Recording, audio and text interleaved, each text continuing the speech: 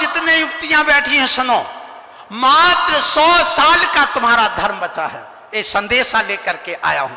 आप कहोगे 100 साल में, हाँ मैं आपसे आज कह रहा हूं पूरी समाज यहां पर, अपने भोपाल की क्या मध्य प्रदेश की पूरी समाज बैठी है, क्योंकि मध्य प्रदेश के जितने अधिकारी वे सारे रिटायरमेंट यहां पर बैठे हुए हैं और वो यहां आकर के बसे हुए हैं। ये 100 साल में धर्म समाप्त हो जाएगा, ये मैं आज इस मंच से घोषणा कर रहा हूं। जिस ढंग से ये जैन समाज चल रही है, तुम्हें लाखों करोड़ों के मंदिर बना लो, लेकिन इनकी रक्षा करने वाला कोई नहीं होगा।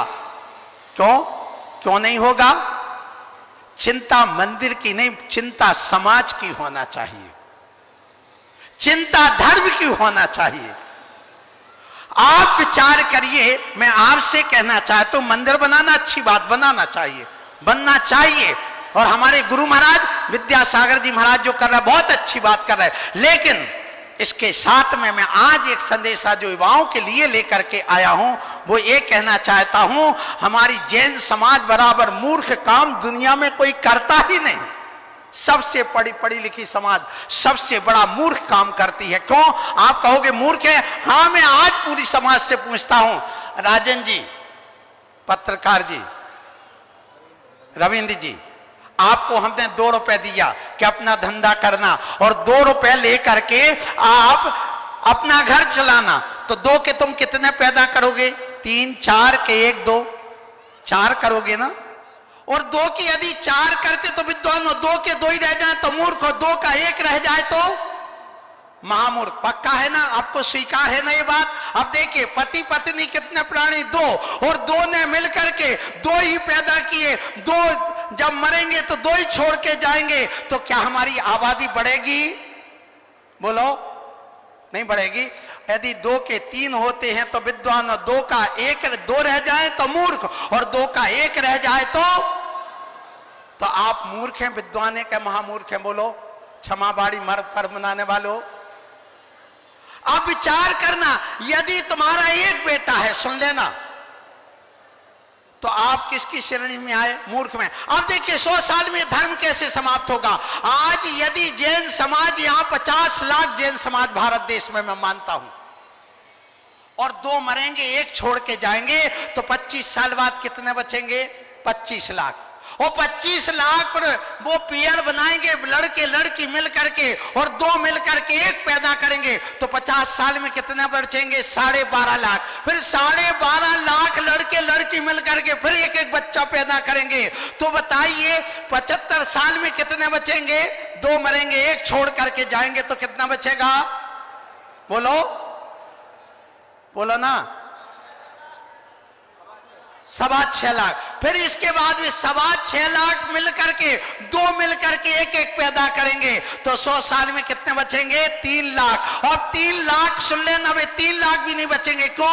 हर 100 जोड़े में 2 जोड़े ऐसे होते जिनके कोई संतान नहीं होती, और 100 बच्चों में 2 बच्चे ऐसे होते जो विकलांग आदि मर जाते। अर्थात समाज कितने साल की बची है? बोलो। अब क्यों सबके घुटन बंद है?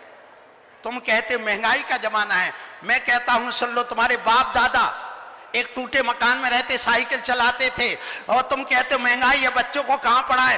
पहले दादी की साड़ी 40 रुपए में आती थी, तुम्हारी 4000 में आती, वे 4 साड़ी से काम चलाती, तुम्हारे यहां 40 साड़ी कहां से आ गई? जब महंगाई है तो तुम 2 साड़ी में काम चलाते। तब मैं जानता कि महंगाई है, और तुम्हारे बाप दादा 2 सब्जी खाते थे, तुम 1 खाते, तो मैं जानता कि महंगाई है। तुम्हारे बाप दादा 2 मकान में रहते, तुम 1 मकान में रहते, 1 कमरे में, तो जानता महंगाई है। सबके लिए महंगाई नहीं, एक बेटे को पालने के लिए महंगाई। धन्य समाज। अब कहो आगम क्या कहता? आगम भी कहता 100 साल में समाज समाप्त हो सकती है। क्यों हो सकती है? सुनिए, इसलिए कि सुन लो, यदि आपको मालूम हो कि अपने यहां पर पुष्पदंत भगवान से लेके शांतिनाथ भगवान के बीच में एक पल, पौन पल, आधा पल, पाव पल के भगवान के समय में धर्म का विच्छेद हो गया। इसी प्रकार आज भी हो सकता है। आदिनाथ भगवान चतुर्थ काल में हुए, पंचम काल में नहीं हुए, तृतीय काल में हुए, चतुर्थ काल में नहीं हुए। इसका मतलब एक तीर्थंकर भी कम हो गए। हुंडाव सर्पणी काल के कारण से तुम्हारा ये 100 साल में धर्म समाप्त हो सकता है। इसलिए मैं कहूंगा एक परिवार में 4 बेटे चाहिए। एक ऐसा बेटा हो जो देश की रक्षा के लिए दे दो, जो मिलिट्री में जाए, शासन में जाए, प्रशासन में जाए, देश रहेगा, धर्म रहेगी, समाज रहेगा, परिवार रहेगा। दूसरा बेटा आप दीजिए अपने धर्म के लिए जो मुनि बने, क्षुल्लक बने, एलक बने। तीसरा बेटा समाज के लिए दे दे जो समाज के उत्थान की बात करे। और चौथा बेटा अपने पास रखिए जो कुल की रक्षा करे। इसलिए 4 बेटे चाहिए, एक आपके लिए कुलभूषण, एक देशभूषण, एक समाज भूषण और एक धर्म भूषण। ऐसे 4 संतान की आज हमें जरूरत है। ये ध्यान रखो। आज मैं क्षमा वाणी पर इन युवाओं को संदेशा दे करके आया हूं। यदि बच्चे ना पले मुझे दे देना, मैं पाल दूंगा। एक जिसके भी जो बच्चे ना पले मुझे दे देना, मैं सबको IAS IPS बनाने के लिए सारी संस्थाएं खुलवा दूंगा।